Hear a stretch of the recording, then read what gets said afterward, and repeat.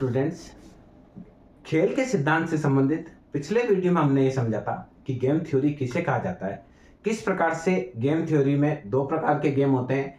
एक व्यूहरचना आधारित गेम होते हैं और एक जो होता है वो सिंपली जो खेल होता है जिसको हम कह सकते हैं अवसर आधारित खेल होता है, उसके बारे में चर्चा करी थी। और उसके बाद में हमने ये भी चर्चा की थी कि गेम्स किस प्रकार से होते हैं, किस प्रकार से कंपनियां अपनी रणनीति के आधार पर करती है, यूनियन अपनी रणनीति के आधार पर करते हैं, या ए व्यक्ति अपनी रणनीति के हिसाब से गेम को खेलता है, बी व्यक्ति अपनी रणनीति के हिसाब से गेम को खेलता है।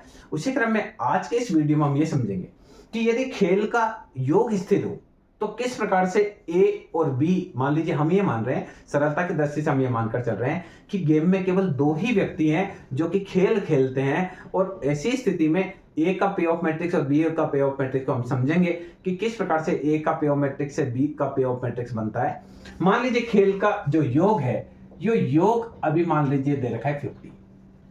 ए व्यक्ति है, उसके पास जो रणनीति है उस रणनीति के तहत उसको मिलता है 20, 10, 5, 30, 15, 40, 15, 35 एंड 20। अब देखिए दो व्यक्ति है जो गेम में खेलते हैं। ए व्यक्ति का पे ऑफ मैट्रिक्स दे रखा है। ए व्यक्ति पहली रणनीति को प्रयोग में करता है तो उसको 20 रुपए का फायदा होता है। अगर वह दूसरी रणनीति का प्रयोग करता है जबकि बी व्यक्ति पहली का कर रहा है तो उसको 10 रुपए का फायदा है। अगर ए व्यक्ति तीसरी रणनीति का प्रयोग करता है जबकि बी के द्वारा पहली रणनीति का प्रयोग किया जा रहा है तो उसको 5 का फायदा है। ए व्यक्ति अपनी पहली रणनीति यूज कर रहा है, बी वाला अपनी दूसरी रणनीति यूज कर रहा है तो उस समय ए व्यक्ति को 30 रुपए का फायदा है। ए व्यक्ति के द्वारा दूसरी रणनीति यूज की जा रही है, बी के द्वारा भी दूसरी रणनीति यूज की जा रही है तो ए को 15 रुपए का फायदा है। ए के द्वारा अपनी दूसरी रणनीति का प्रयोग किया जा रहा है, बी के द्वारा तीसरी रणनीति का प्रयोग किया जा रहा है तो ए को 35 रुपए का फायदा है। अब देखिए ये जो है ये अलग अलग स्थिति में ए को किस किस स्थिति में कितना कितना फायदा गेम से हो सकता है इसके बारे में। अब आपको पता है कि खेल का योग 50 है तो बी का पे ऑफ निकालना है। बी का पे ऑफ निकालने के लिए क्या करेंगे, पहला 50, इसमें से इसको 20 मिलेंगे तो ये 50 माइनस 30, क्योंकि खेल का जोड़ 50 है। ये 50 माइनस 50, ये 50 माइनस 10, ये 50 माइनस ए का 15, 50 माइनस इसको 35, ये 50 माइनस 5, 50 माइनस 40, लास्ट 50 माइनस 20। तो यहां बी का पे ऑफ मैट्रिक्स बनेगा फर्स्ट में 30, यानी देखो 20 plus 30 that is 50, 30 plus 20 that is also 50, और यहां आएगा 35, यहां 10 है तो यहां आएगा 40। देखिए 50 माइनस 10 दैट इज 40, 15 में से 50 आएंगे दैट इज 35, या 35 प्लस 15 दैट इज 50, यहां 35 है तो यहां 15 बचेगा। देख लीजिए 50 माइनस 35, यहां 5 है तो यहां 45 होगा तो कितने 50 माइनस 5 दैट इज 45, या यूं भी आप देख सकते हैं 30 plus 20 50, 40 plus 10 50, 45 plus 5 that is 50, यहाँ आएगा 10, यहाँ आएगा 30।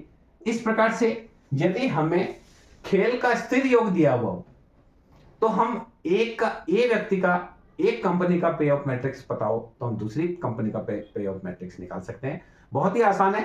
एक और सवाल हम लेते हैं। अगर आपसे बिल्कुल सिंपल सा क्वेश्चन पूछ लिया जाए कि जो पे ऑफ मैट्रिक्स है, आयताकार खेल का स्थिर योग दे रखा है कि खेल का योग जो है वो आपको दे रखा है, और अगर आपको ए का पे ऑफ मैट्रिक्स दे रखा हो तो आप बी का निकाल सकते हैं, और यदि बी का पे ऑफ मैट्रिक्स दे रखा हो तो आप ए का मैट्रिक्स निकाल सकते हैं। तो यहां देखिए योग अभी देख रहे हैं सेकंड का स्थिर योग दे रखा है, मान लीजिए 150।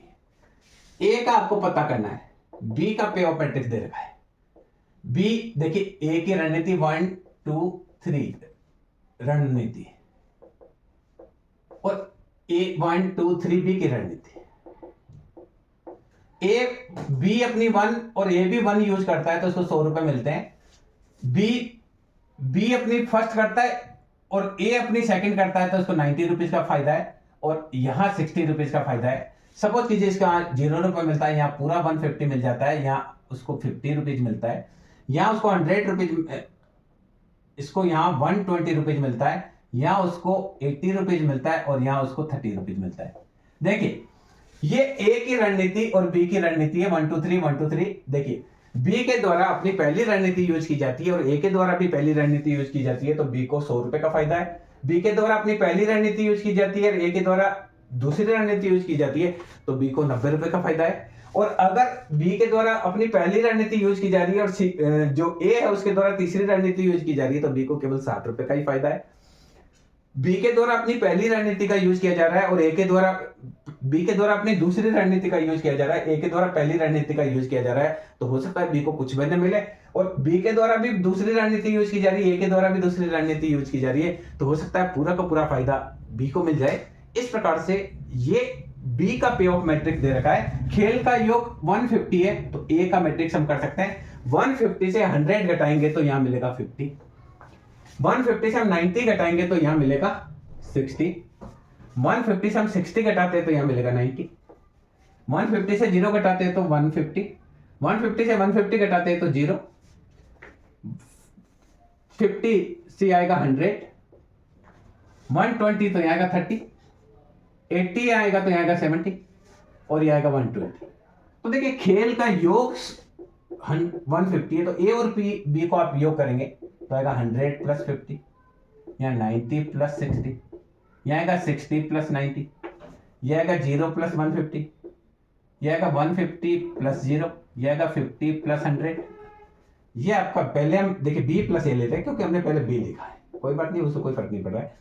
ये 120 प्लस 30, ये 80 प्लस 70 और ये 30 प्लस 120। तो देखिए खेल का जो स्थिर योग है वो वही रहेगा 150 150 150, यहाँ पे भी 150, यहाँ पे भी 150, यहाँ 150, यहाँ पे भी 150, यहाँ पे भी 150, यहाँ पे भी 150। तो इस प्रकार से स्थिर खेल योग होता है। और यदि ए का पे ऑफ मैट्रिक्स दे रखा होता है तो हम बहुत आसानी से बी का पे ऑफ मैट्रिक्स निकाल सकते हैं।